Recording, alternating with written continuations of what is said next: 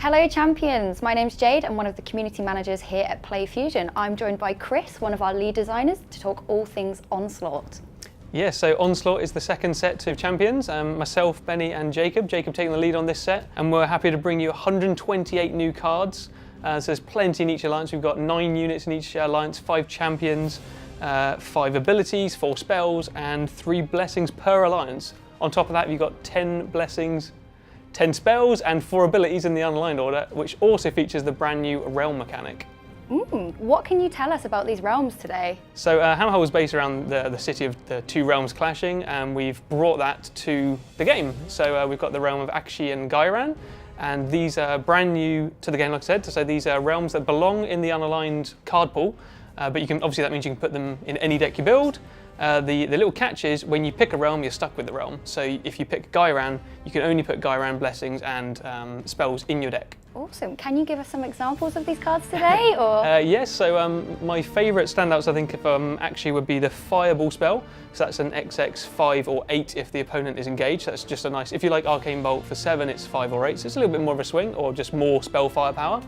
And then the blessing for that is Clawing Lava. So that's a clunky 3, and when you use it, so this is the blessing, sorry, it's a clunky 3, you use it for 3 damage, and it removes a cone of stuff in front of you. So that's a blessing at your discretion. You can, wipe the board out pretty much.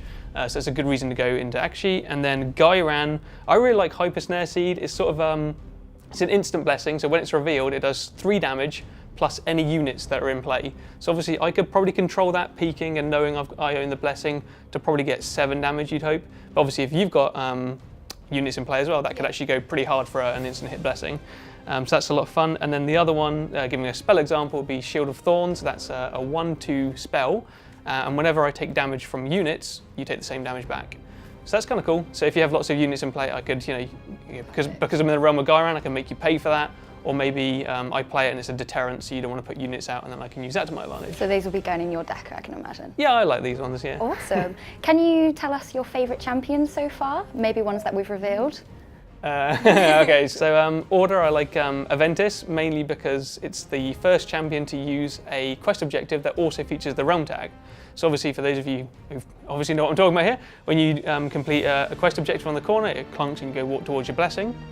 Aventus is one of the first champions that will use a spell to advance it, but this spell actually has to belong with Akshi, so he has a deck requirement to actually go into that realm. So that's cool, and then they have a heroic act, which ties into it as well. The other ones are like Scarbrand, because he's just really dangerous. It's got quite, I'd say, an easy quest to complete, so getting blessings on Scarbrand should be pretty straightforward. And also the passive, sorry, so it's not a heroic act, just the passive is very dangerous when he's low health. So that could be probably an ability-centric deck, but really horrible to play against in the right situations.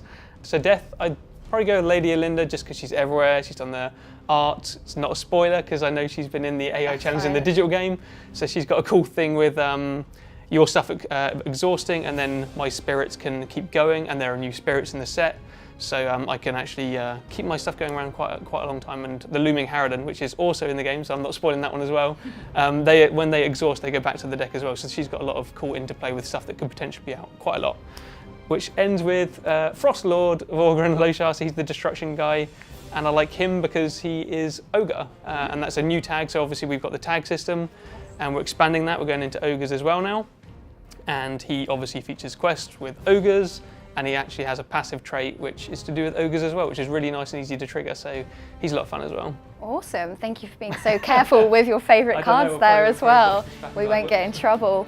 I think that's all for now, what we can say at the moment about champions. Obviously, thank you for your support. The community has been great, we're listening with feedback, and we can't wait to tell you more about Onslaught. Check out Warhammer Champions for more information.